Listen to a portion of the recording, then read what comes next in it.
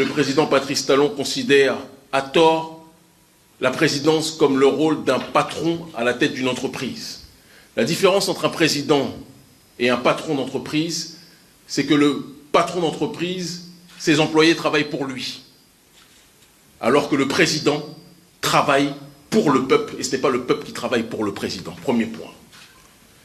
Et un président ne voit pas les autres pays frères comme des entreprises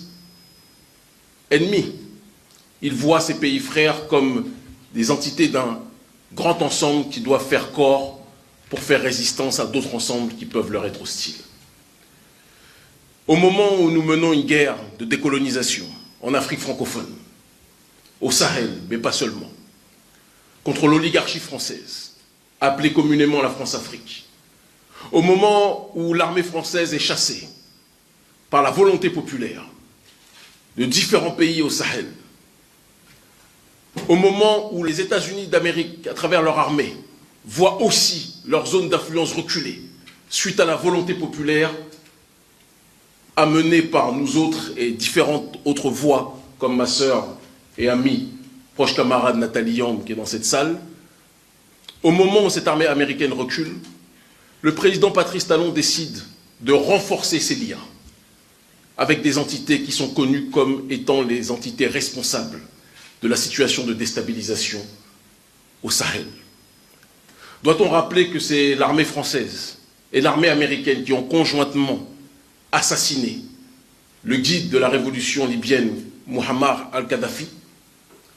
Doit-on rappeler que c'est l'assassinat de Kadhafi et la destruction de la Libye qui a entraîné la déstabilisation du Sahel? Cela aurait dû être une raison suffisante pour pousser à la prudence, à la réflexion, à la méfiance, le président Talon dans sa volonté maladive de s'allier à l'oligarchie d'Occident. L'armée française, à travers le général Lecointre, a bien stipulé que les territoires qu'ils ont perdus, ils vont tout faire pour les récupérer. Et ils vont tout faire pour déstabiliser les gouvernements qui résistent à leur volonté de se réinstaller. En prenant des légionnaires noirs, qui est une longue tradition dans la Légion française, ils sont toujours les premiers à vous parler de milices privées, de Russie, de Turquie et autres, mais ils oublient qu'eux, ils ont une milice historique, peut-être plus ancienne que toutes celles précitées, qui a le droit de vie ou de mort sur l'être humain de manière générale. Et ces légionnaires noirs qui se font passer pour des militaires béninois en collaboration avec le gouvernement béninois, entraînent une partie de la population, une minorité, des jeunes, désœuvrés, qu'ils instrumentalisent contre les ennemis du gouvernement français. Le président Patrice Talon trahit les intérêts de ma nation. Et c'est parce que je suis un patriote et que je refuse la prise d'otage du Bénin par ce gouvernement france-africain que je suis venu ici au Niger dire qu'une grande partie des Béninois